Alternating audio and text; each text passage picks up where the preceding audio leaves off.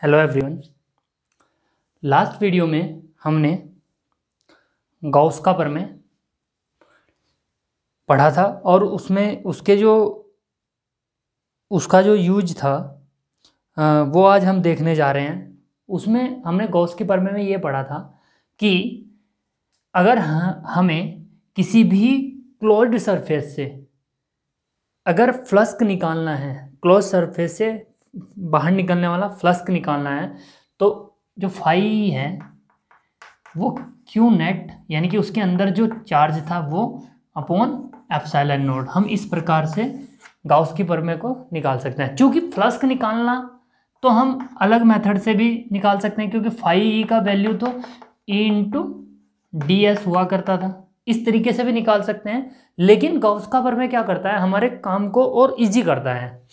अब हमने गॉस के प्रमेय के लिए हम जो एक पृष्ठ खींचते थे, क्लोज्ड सरफेस जो खींचते थे, वो उसकी हम कल्पना करते थे, उसे हम किसी भी आकार या आकृति का ले सकते थे। गॉस के प्रमेय में हमने ये पढ़ा था क्या, जो कोई जिस चार्ज से हमें फ्लक्स निकालना, उसके चारों ओर एक पृष्ठ की रचना करते हैं, और वो पृष्ठ काल्पनिक पृष्ठ होता है जिसे हम गॉसियन पृष्ठ कहते हैं। गॉसियन पृष्ठ, इसे गॉसियन पृष्ठ कहते थे। गॉसियन पृष्ठ से निकलने वाला जो फ्लक्स होता था वो कुछ इस प्रकार से हम निकाल सकते थे। गॉस की प्रमेय के बिना भी हम फ्लक्स निकाल सकते थे, लेकिन गॉस ने हमारे काम को इजी किया। गॉस की प्रमेय जो आई वो हमारे काम को इजी करने के लिए, वो हमने पिछले में भी देखा था। पर ध्यान रहे, ये जो नेट चार्ज है ये उस पृष्ठ के अंदर का होना चाहिए। उस पृष्ठ में जो कुल चार्ज है वो लिया जाएगा और उसे एप्सिलॉन नॉट से डिवाइड करेंगे। अब ये हमारे काम को आसान कैसे करता है, तो उसके लिए एक एग्जांपल है। अभी हेडिंग जो एनसीईआरटी में कुछ इस प्रकार है कि एक अनंत लंबाई के एक समान आवेशित तार के कारण विद्युत क्षेत्र आपको फाइंड करना है। लेकिन उससे पहले हम इसका विद्युत क्षेत्र गॉस का प्रमेय ना यूज करके वैसे निकालते हैं। अभी आप ध्यान देंगे, ये अगर हम इससे और इस पॉइंट पर, मान लो ये पॉइंट कह दें, इस पॉइंट पर आपको फ्लक्स निकालना है। इस पॉइंट का नाम मैं नाम दे देता हूं P। इस पॉइंट का नाम हमने दिया P, और इसकी जो डिस्टेंस है इस तार से, अनंत लंबाई के तार से, यहां पर ये हमने R मान लिया। देखो यहां तार अनंत लंबाई का है। देखो अनंत लंबाई का तार कहने का मतलब ये है, अब जैसे फॉर एग्जाम्पल अगर मैं इस क्षेत्रफल की बात करूं, अगर इस क्षेत्रफल पर बात करूं मेरे लिए तो ये अनंत नहीं है। लेकिन अगर यहां पर कोई चींटी हो तो वो चींटी, उसके लिए ये अनंत हो सकता है। मतलब यानी कि इससे दूरी जो है वो बहुत कम हो, मतलब इस पृष्ठ से इसकी, तो इसी तार से जो दूरी बहुत कम है, मान लो अगर ये इतना लंबाई का तार है और मैं यहां पर बात करता हूं तो ये इसके लिए अनंत होगा, लेकिन यहां की बात करता हूं तो ये अनंत नहीं होगा। तो अनंत का मतलब ये नहीं कि अनंत है, इसमें बिल्कुल भी मतलब मिसकंसेप्शन ना पालें कि ये अनंत लंबाई का है, इनफाइनाइट है। इनफाइनाइट तार क्या होगा वो डिपेंड करता है आप कहाँ फाइंड कर रहे हैं। तो फिलहाल ये बहुत समीप है, उसके लिए ये तार अनंत है। अब इस पॉइंट पर हमें फ्लक्स निकालना है, एक तरीका ये है, विद्युत क्षेत्र निकालना है, तो सीधा सीधा गॉस का थ्योरम का यूज करके भी हम देखेंगे। लेकिन पहले देखते हैं कि अगर हम इसे गॉस का थ्योरम ना यूज करें कैसे फाइंड करेंगे। तो हम क्या करते हैं, इससे ये तार है, इस तार का चार्ज, अब ये तार का चार्ज, मान लो इस तार की लंबाई कुछ है, मान लो अगर मैं ये कहूँ कि इस तार का पूरा चार्ज इतना है, क्यों है, और मुझे चाहिए केवल इसका 1 यूनिट का, तो अपॉन L से डिवाइड कर देंगे और हमारे पास लैम्डा। तो हम अब टोटल चार्ज ना बताकर इसके एकांक लंबाई का वो बताते हैं, इसके एकांक लंबाई का जो वो है वो लिख देते हैं। तार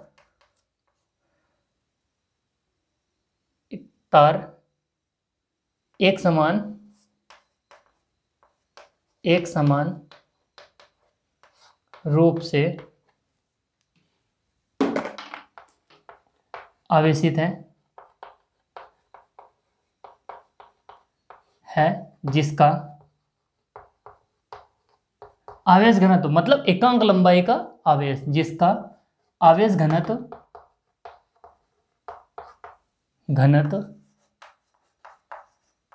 लैम्डा है।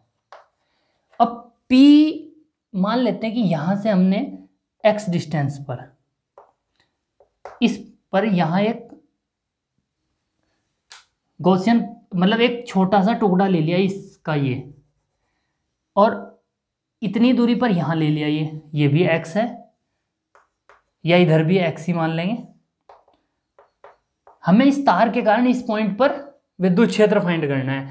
तो ये x डिस्टेंस है, इसकी जो ये x डिस्टेंस पर है, और ये टुकड़े की जो लंबाई है सॉल्पांस की, ये dx मान लिया मैंने, ये भी मैंने कितने मान लिया dx। अगर मैं इसके कारण विद्युत क्षेत्र देखूं, ये होगा डेल E d, और ऐसे ही इसके कारण देखूं, ये होगा d। अगर ये एंगल थीटा है तो ये यहां पर एंगल थीटा, इसे ज्वाइन करते हैं,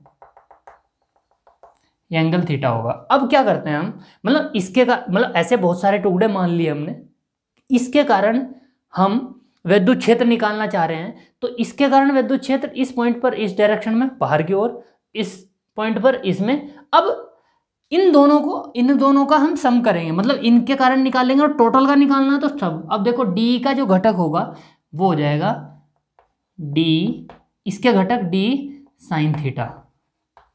इसी प्रकार एक घटक इसका यहाँ होगा इसका घटक d साइन थीटा, और इसका एक घटक यहाँ आएगा d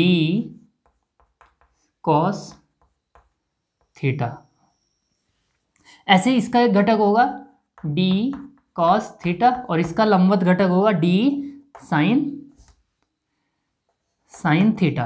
अगर हम इन दो के कारण निकालते हैं तो d, क्योंकि ये डिस्टेंस यहाँ से ये वाली डिस्टेंस ये P है, अगर ये पॉइंट A मान लें या इसे B मान लें, तो जो AP और AB है वो सेम है, तो ये और ये सेम होंगे, तो जिस कारण से ये नेग्लेक्ट हो जाएंगे।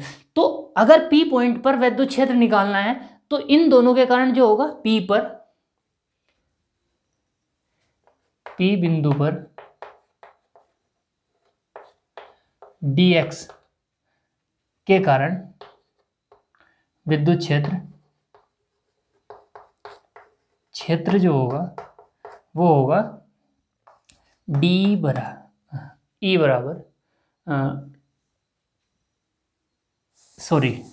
हम क्या पूरे तार के कारण विद्युत क्षेत्र लिख लेते हैं, इस प्रकार लिख लेते हैं, P पर विद्युत क्षेत्र, P पर विद्युत क्षेत्र, इसका नाम हम देते हैं E। और E जो होगा यानी कि इसके कारण d cos थीटा, इसके कारण d cos थीटा। अगर यहाँ और भी लेंगे तो उनके कारण भी यहाँ, और जितने भी इसके लंबवत घटक होंगे वो कैंसिल हो जाएंगे, ये इससे कैंसिल। तो E is equal to integration d cos theta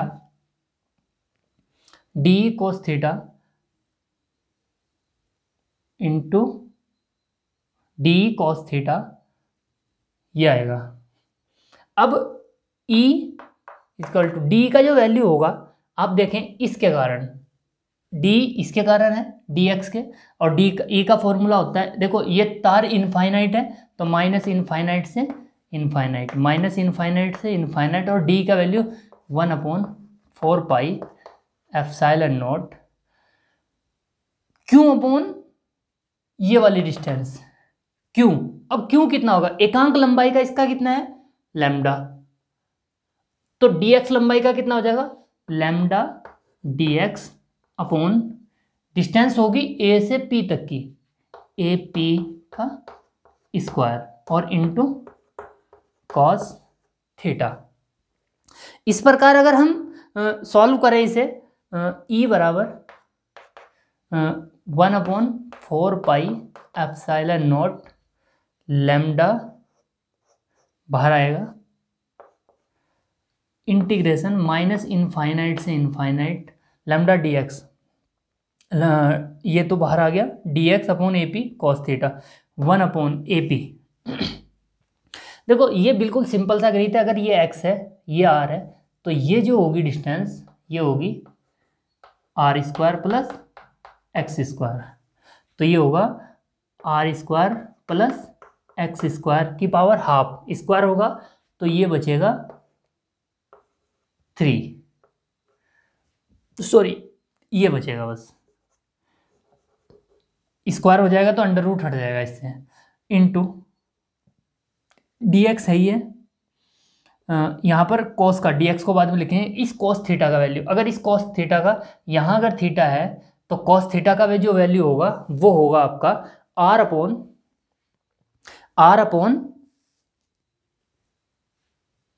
आप ये जानते हैं के ए, आधार बटे कर्ण, आधार आपका ये, सॉरी एक minute,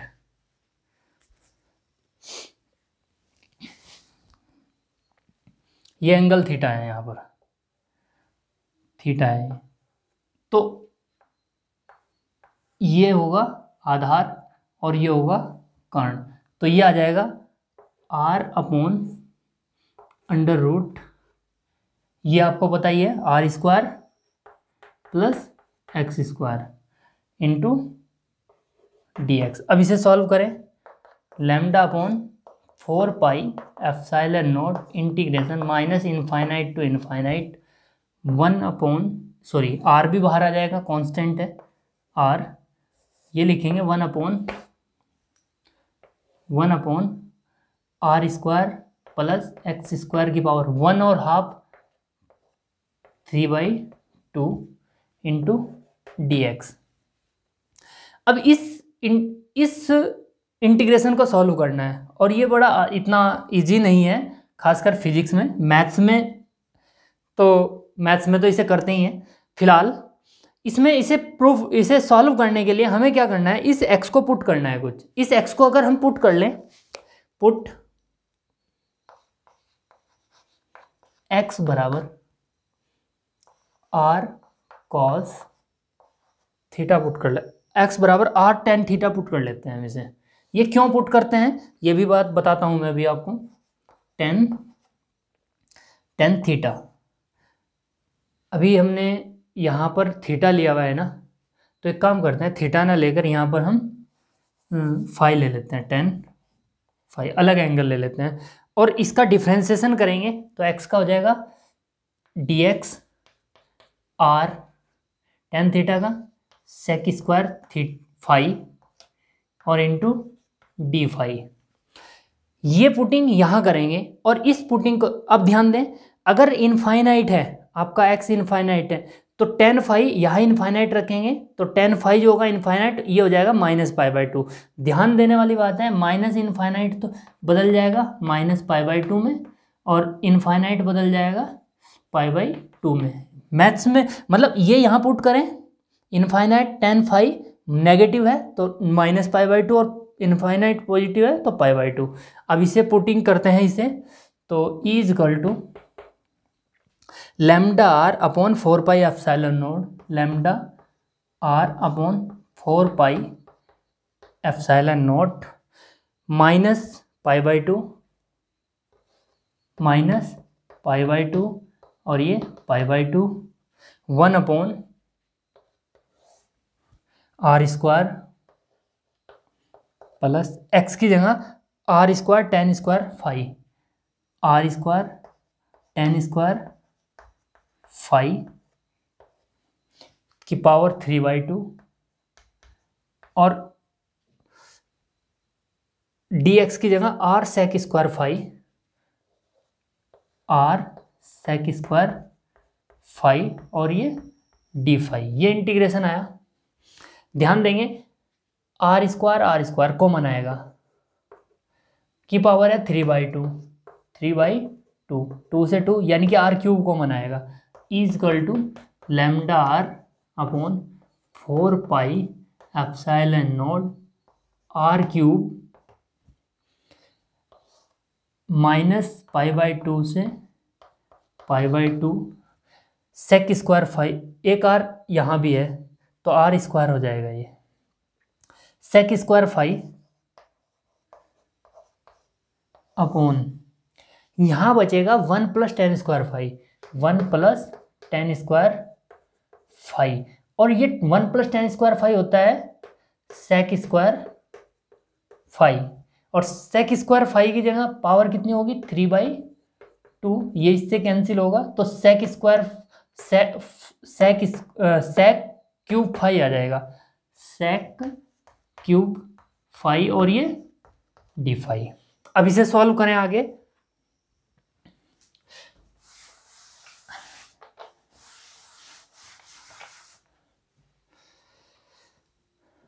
E equal to 1 upon, sorry R से आर कैंसिल, लैम्डा अपॉन 4πε0 और आर इंटीग्रेशन -π/2 सेक से सेक, यानी कि 1 अपॉन सेक, और 1 अपॉन सेक का वैल्यू होता है कॉस फाइव, और ये डी फाइव। इंटीग्रेट करेंगे is equal to lambda upon 4πε0 r sine phi -π/2 से π/2। अब इसे सॉल्व करते हैं हम। Is equal to lambda upon 4πε0 r, ये आ जाएगा साइन π/2 प्लस माइनस आएगा, लेकिन माइनस से माइनस बाहर आ जाएगा तो ये साइन π/2, और साइन π/2 का वैल्यू अगेन 1 और 1, यानी कि 1 और 1 2, तो लैम्डा अपॉन 4πε0 आर इंटू 2, क्योंकि ये भी 1 होता है, ये भी 1, और 2 से ये कैंसिल होगा। तो या कुछ लोग इसे ऐसे भी याद रखते हैं, फॉर्मूले को कट नहीं करते हैं इसे, 1 अपॉन 4πε0, क्योंकि इसका वैल्यू पूरा एक साथ रख सकते हैं जब न्यूमेरिकल सॉल्व करते हैं, into 2 lambda upon R E, ये, या इसे सदिश फॉर्म में लिखते हैं तो E is equal to 1 upon 2 से 2 भी काट देते हैं, 2πε0 लैम्डा अपॉन आर, और एन कैप, ये एन कैप क्या है, इसकी डायरेक्शन को शो करता है। यानी कि ये जो फॉर्मूला है ये हमारे पास है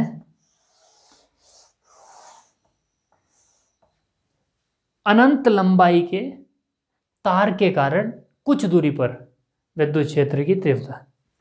अब इस काम को सॉल्व किया, बहुत सारे मैथमेटिक्स यूज हो रहा है इस काम को इजी करने के लिए। अब इसी को हम इजी करते हैं, अगर गॉस की प्रमेय को यूज करते हैं और यहाँ पर विद्युत क्षेत्र निकालते हैं तो थोड़ा आसानी से निकलेगा। तो फिलहाल आप इसे एक बार नोट कर लें आप।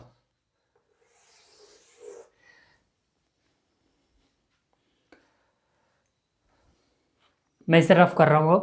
अब इसे हम गॉस की प्रमेय से देखेंगे।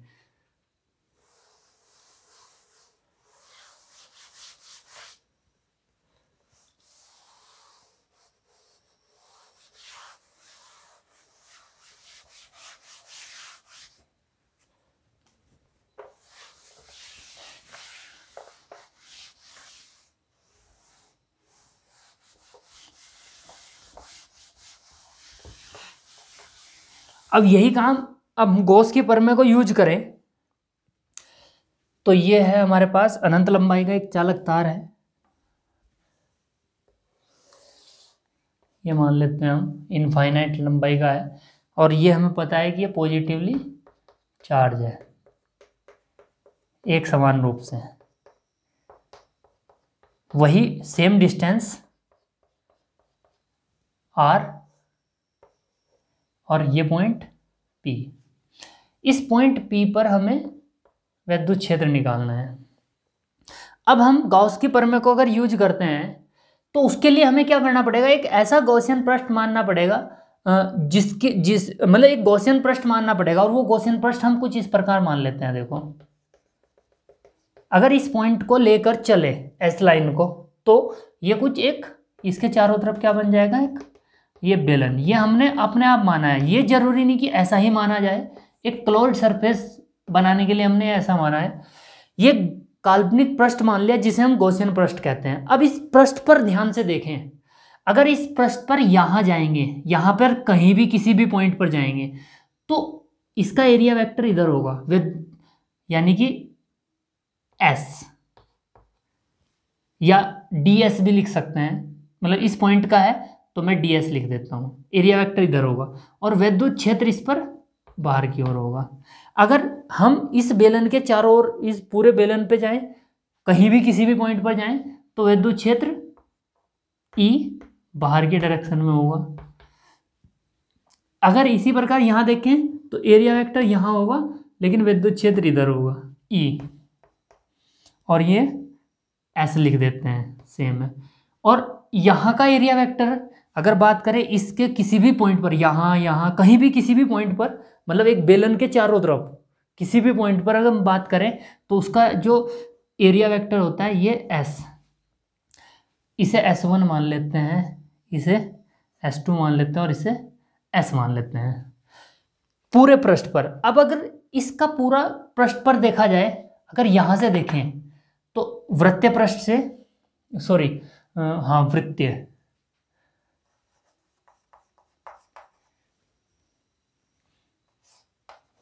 पृष्ठ से निकलने वाला फ्लक्स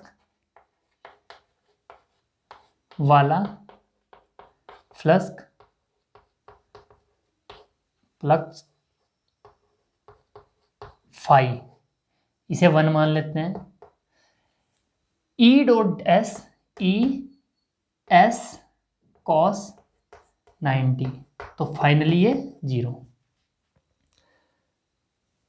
वृत्तीय पृष्ठों से, दोनों पृष्ठों से, मतलब यहां भी फाई 0 होगा और यहां फाई 2 भी 0 होगा। फ्लक्स कितना होगा, 0, यहां भी 0, यहां भी 0। अब यहां से तो बंद पृष्ठ है, वृत्तीय, अगर हम इसे बोलेंगे curved surface area, curved surface area को बोलते हैं हम, कर्व्ड सरफेस एरिया लिख देते हैं CS से कर्व्ड सरफेस एरिया से निकलने वाला फ्लक्स, क्योंकि ये सेम डायरेक्शन में है तो इसे मैं फाई लिखता हूं, सॉरी इसे भी फ्लक्स लिखते हैं बस। तो फ्लक्स ये कितना हो जाएगा, ES cos 90, सॉरी cos 0, और ये हो जाएगा ES।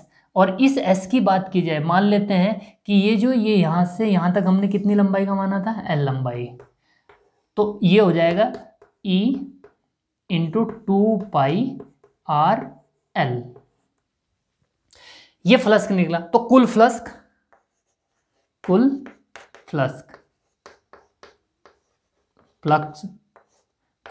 कितना होगा, फाई बराबर फाई E लिख देते हैं, चलो फाई, ये भी 0 है, ये भी 0 है, और ये कितना है, ये तो 0 + 0 + E इंटू 2πRL, या फिर फाई E कह सकते हैं हम, E इंटू 2πRL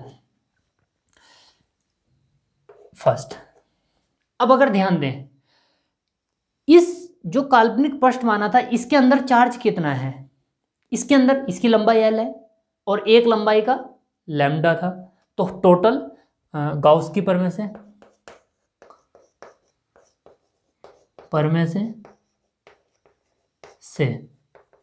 फाई कितना आएगा हमारा, अगेन फाई ही निकाल रहे हैं। अगर इस बंद पृष्ठ से गुजरने वाला फाई निकालें तो लैम्डा L कुल आवेश, और ये ε0, ये हमें कहता है गॉस की परमे। इन दोनों को सॉल्व करें, first and second, from first and second, lambda L upon ε0 is equal to 2πrl into E. और ये अगर सॉल्व कर लेंगे हम, एल से एल कैंसिल, तो ई इज इक्वल टू आ जाएगा, यहाँ लिख देता हूँ, ई is equal to 1/2πr/0, 1/2π/0 λ/r।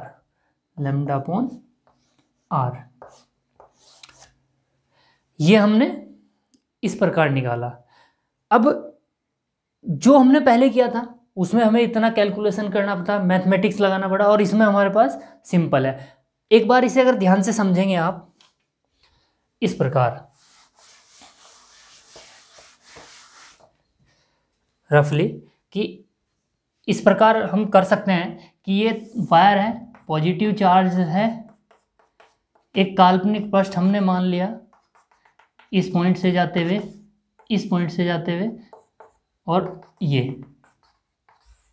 अब अगर हम यहाँ पर S और E 90 डिग्री होंगे तो फाई 0, यहाँ भी E और S 90 होंगे तो फाई 0। अब यहाँ पर अगर बात करें तो E और S सेम होंगे, ये S2, तो यहाँ से फाई जो होगा वो फाई हो जाएगा, कुल फाई, ये 0 ये 0, और यहाँ से निकलेगा E इंटू, ये अगर लंबाई L है तो इंटू 2πrl। और फाई अगर इसमें गॉस की परमे से फाई लिखते हैं तो वो हो जाएगा, क्योंकि इसमें इसका जो आवेश घनत्व है वो है लैम्डा, तो lambda L upon epsilon not, Gauss की परमे से E इंटू 2πrl। और अगर इसे L से L कैंसिल करें तो E इक्वल टू 1/2π/0 λ/r। कुछ इस प्रकार से हम इसे निकाल सकते हैं। यानी कि ये इजी वे है, गॉस की प्रमेय के अकॉर्डिंग हमारा काम आसान हो जाता है। अब ऐसा लग रहा होगा कि हमने इसमें कि लंबाई तो हमने L ही ली है, लेकिन नहीं, जो ये E आया है इस पॉइंट पर, ये पूरे तार के कारण है, पूरे तार के कारण E है। तो इसका मतलब ये हुआ कि जो E है, अगर इस फॉर्मूले से देखें तो E जो निकलता है, यहाँ पे समझ लीजिए E जो है प्रोपोर्शनल है 1/r, यानी कि R के एक घात के साथ वो इन्वर्सली प्रोपोर्शनल होता है। तो इस प्रकार हम एक चालक तार के कारण, अनंत लंबाई के चालक तार के कारण कुछ दूरी पर विद्युत क्षेत्र अगर हमें ज्ञात करना है तो गॉस की प्रमेय यूज करते हैं तो इजी होता है। जबकि हम दूसरे मेथड से निकालते हैं तो उसमें हमें बहुत सारी मैथमेटिक कैलकुलेशन करनी था। तो बार बार मैं इस बात को बोल रहा हूँ कि गॉस की प्रमेय ने हमारे काम को ईजी किया। तो फिलहाल आज के लिए इतना ही, मिलेंगे नेक्स्ट वीडियो में। और हाँ, एक बात ये रह गई है कि ये अगर लैम्डा है, अगर लैम्डा पॉजिटिव है और लैम्डा अगर नेगेटिव है, अगर लैम्डा नेगेटिव है तो ये अंदर की ओर होगा, मतलब E लंबवत तो होगा किसी भी पॉइंट पर ये अंदर की ओर होगा, ये बाहर की ओर, और E अंदर की ओर लंबवत होगा पर दोनों। तो फिलहाल इस बात को देखें और इस आर्टिकल को ध्यान से समझें। और नेक्स्ट वीडियो में हम देखेंगे किसी चादर के कारण, और फिर उसके बाद एक गोला है, तो ये लगभग हमारा पहला चैप्टर फिनिश हो जाएगा। तो फिलहाल इतना ही, तो मिलते हैं नेक्स्ट वीडियो में। धन्यवाद।